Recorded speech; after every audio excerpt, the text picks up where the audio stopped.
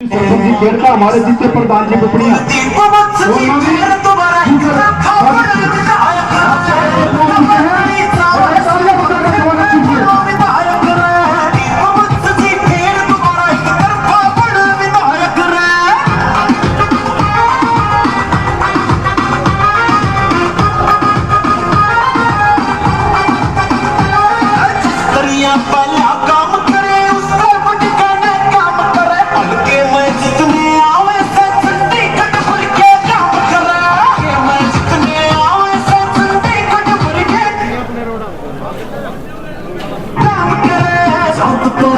देखना हमारा नेता तो घना लायक रहे। 26 बिरादरी की खेल चले हमारा नेता तो घना लायक रहे।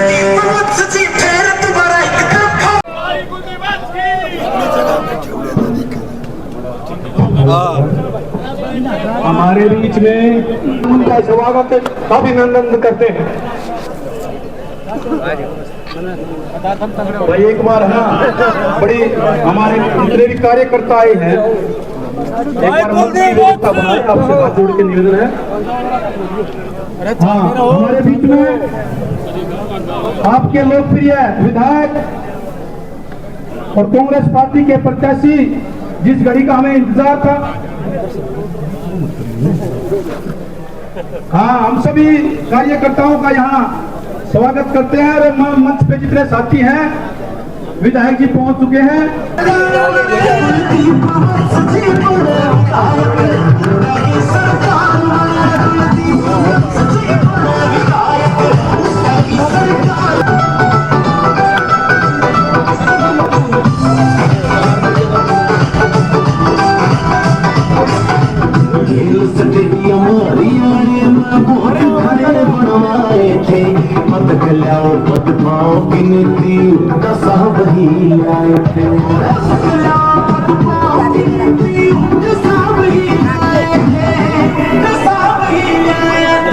सारे खिलाड़ी कांग्रेस सरकार बने।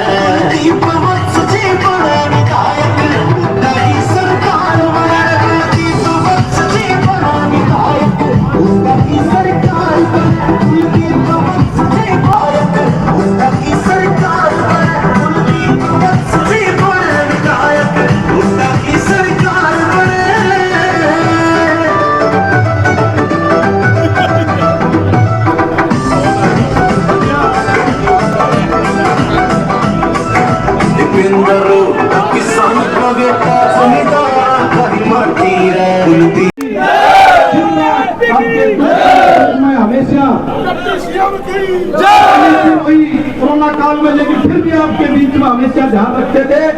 एक बार जोरदार तालियों से बेचेगा। कार्यकर्ता जितने भी साथी आए हैं, हमारी मातृ शक्ति भी बैठी है, हम आपका धन्यवाद करते हैं। मैं निवेदन करूंगा सभी साथियों से, एक बार मंच की व्यवस्था बढ़ाओ, आपसे हाथ जोड़ के निवेदन है, सभी साथियों से निवेदन है।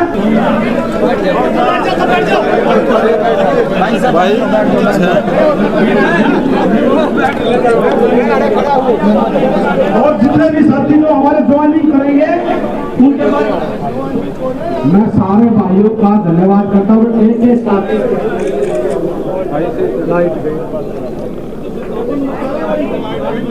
माइक में भाई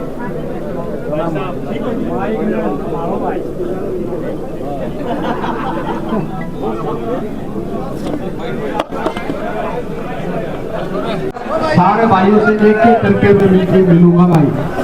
ये भाई जो साथी ज्वाइनिंग दिख रहे हैं, बोलना चाहे बोलो, गर्मी ज्यादा है, जो हमारे नेता साथी हैं, आप सब उनको बुलवाओ और फिर 2 मिनट में बोलूंगा, क्योंकि आज ये आप लोगों ने साबित कर दिया कि चौधरी भूपेंद्र सिंह हुड्डा इस प्रदेश के मुख्यमंत्री बनने जा रहे हैं।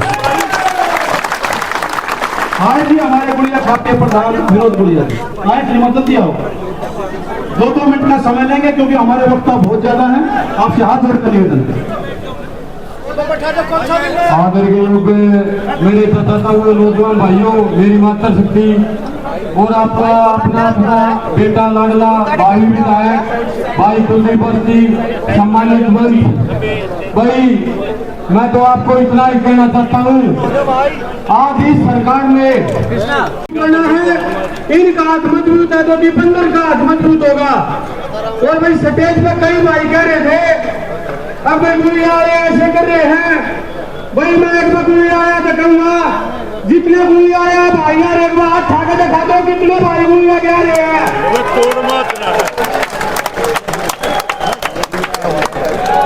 तो भाई ज्यादा मैं तो ना कहने उसके एक ही बात कहता हूँ, खलबली मच गई है, क्या कहना चाहोगे? धन्यवाद एक तो बादली हल्के की जनता का और मेरे काका ताऊओं का, मेरे भाइयों का, जिन्होंने अपने बेटे को जो इतना प्यार मान सम्मान जो दिया, मैं उनका बारंबार धन्यवाद करता हूँ। और एक चीज अक्सर मैं कहता हूँ, मैं अपने काका ताऊओं की अपनी चमड़ी की जुत्ती बनवा के पढ़ा दूं, इस बादली हल्के की जनता का मैं एहसान नहीं उतार सकता। मेरा इतना बड़ा एहसान है। और अब जो 10 साल जो कुशासन का राज रहा, 10 साल जो अपमानित हुए, 10 साल चाहे हमारे विकास की बात थी, चाहे रोजगार की बात थी, अब वो समय आ गया है। 10 साल का कर्ज था ना, उस कर्ज को अब उनका बेटा दीपेंद्र हुड्डा और उनका बेटा कुलदीप दोनों मिलके उस कर्ज को उतारने का काम करेंगे। प्रत्येक उस साथी को मान सम्मान, इलाके का जो भविष्य, जो हमारे बच्चे होते हैं उनके रोजगार, इलाके का विकास 100 गुना नहीं कई गुना 200-400 गुना करके इस कर्ज को उतारने का। बादली हल्के का दूसरा दीपेंद्र समर्थक मानने लग गए हैं आपको और कह रहे हैं दीपेंद्र का रिकॉर्ड तोड़ेंगे अब की बार, क्या कहना चाहोगे? देखिए, मेरा नेता है दीपेंद्र और मैंने उनसे बहुत कुछ सीखा है। वो मेरा भाई है, भाई के साथ साथ मेरा नेता और मेरा मान अभिमान, जैसे कहते हैं ना, उनको मैं सब कुछ मानता हूँ। मैं आदर्श भी मानता हूँ, उम्र में मेरे से छोटे हैं और मेरे नेता है। तो उनसे लोगों ने, हर व्यक्ति ने दीपेंद्र हुड्डा जी से सीखना चाहिए कि दीपेंद्र हुड्डा जी एक देश के महान नेता है, उससे अच्छा नेता हरियाणा में तो कोई है नहीं, ना देश में कोई। पर्सनली छीटाकशी पर उतर आए हैं ओम प्रकाश धनखड़। लगातार आप कह रहे थे कि 12 फुट या 24 फुट में गड्ढे में गाड़ दूंगा, यानी तथ्यात्मक कोई भी बातें नहीं है, विकास पर कोई बात नहीं कर रहे हैं। किस तरह देखते हैं विधायक जी? देखिए, बहुत बड़े नेता अपने आप को कहते हैं, पर अच्छा बोलना तो जरूर चाहिए। गाड़ा तो मुस्लिम समाज में जाता है, मैं तो हिंदू समाज से हूँ। और रही बात ये, हमारे वहाँ मकान कहा कि उस वो जो मकान बना रहे हैं उसी में गाड़ दो। भाई मेरे काका ताऊ तो भाई रामाकांत जी, चाहे मुझे कल गाड़ दे और वो 12 फुट के 5000 फुट नीचे कर दे, उनका तो बेटा, उनका खून हूँ। और भाई ओम प्रकाश जी, तेरे से तो मैं 1 इंच भी नहीं कटता, ये मैं गारंटी कर रहा हूँ। क्योंकि कहीं पे जाएंगे, जात बरादरी धर्म इनके अलावा और कुछ है नहीं। बताए 5 साल मंत्री रहे, बड़े महकमों का मंत्री रहा, पंचायत मिनिस्टर रहा, बादली हल्के के गांव में घुस के दिखाओ इतनी बुरी हालत।